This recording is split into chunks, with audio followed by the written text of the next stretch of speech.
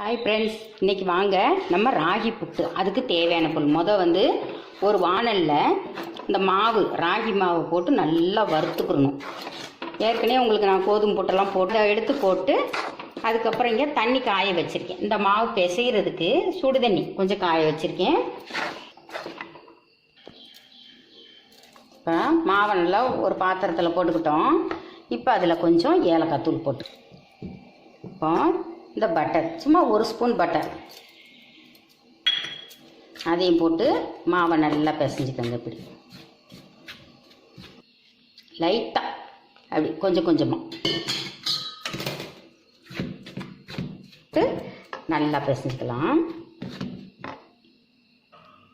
இப்போ மாவை பாருங்கள், இப்போ பிசைஞ்சாச்சு எல்லாம். அதுக்கு முன்னாடி இட்லி பாத்திரத்தில் தண்ணியை ஊற்றி காய வச்சுருவோம். கொஞ்சம் பாருங்கள், தண்ணி விட்டு ஸ்டவ் பற்ற வச்சாச்சு. இப்போ அது காய்ச்சிட்டு இருக்கட்டும். இப்போ நம்ம இப்படி பிடிக்கிறோம் பார்த்தீங்களா, பிடிப்படுது பார்த்தீங்களா, இப்படி ஊற்று விட்டால் ஊந்துடணும். இப்படி பிடிச்சா கொலக்கட்டை மாதிரி பிடிக்கணும். இப்படி ஊதுத்தா ஊற்றுடணும். இப்போ லேஸாக தான் கட்டிப்போம். அதுக்கு முன்னாடி நம்ம என்ன பண்ணுவோம், பாத்திரத்தில் வெல்லம் நமக்கு தேவையான அளவு, உங்களுக்கெல்லாம் எவ்வளவோ அவ்வளோ விருப்பம் போட்டுக்கோங்க. இப்போ ஸ்டவ் பற்ற வச்சாச்சு. இப்போ இது முங்குற அளவுக்கு தான் தண்ணி, ரொம்ப தண்ணி விடக்கூடாது. இங்கே பாருங்கள், இந்த வெல்லம் கரையணும், அவ்வளோதான் நமக்கு பதம். நம்ம அதுக்கு முன்னாடி இந்த புட்டு மாவு கொஞ்சம் கட்டி கட்டியாக இருக்கு இல்லைங்களா, அதை மாத்திரம் கொஞ்சம் ஜலிச்சுக்கலாம். இப்போ தண்ணி காஞ்சிருச்சு. இப்போ என்ன பண்ணுவோம், ஒரு துணியை வச்சுருவோம். ஒரு தட்டு போட்டு, இட்லி தட்டு போட்டு இந்த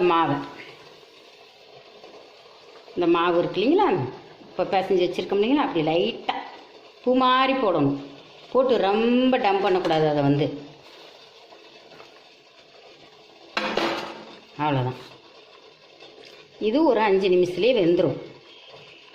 5 நிமிஷம் அல்லது 7 நிமிஷம், அவ்வளோதான். நல்லா ஃபுல்லாகிடணும்மா. இப்போ வாங்க வெந்துருச்சான்னு பார்க்கலாம். வெந்துருச்சு. அது எப்படி வெந்துருச்சான்னு கண்டுபிடிக்கிற கலரும் மாறி இருக்கும்.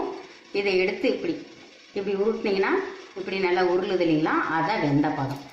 இப்போ இதை என்ன பண்ணலாம், எடுத்து ஒரு பாத்திரத்தில் கொட்டிக்கலாம்.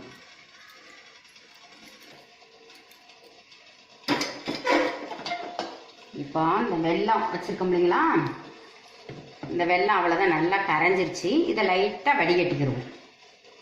மண் இருக்கும் இல்லைங்களா, அதனால் வடிகட்டி இதில் ஊற்றிக்கலாம்.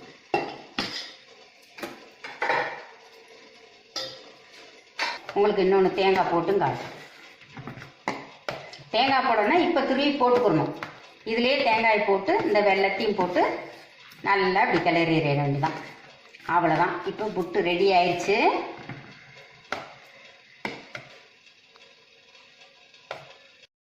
இப்போ புட்டு இப்போ வேகுது இல்லைங்களா, தேங்காய் போடாமல் எடுத்தோம் இல்லைங்களா. இப்போ என்ன பண்ணலாம், இதோட தேங்காய் போட்டிங்கன்னா இந்த தேங்காய் பால் இறங்கி நல்லா இருக்கும்.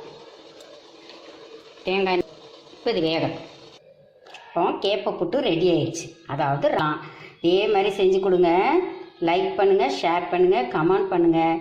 தேங்க்யூ.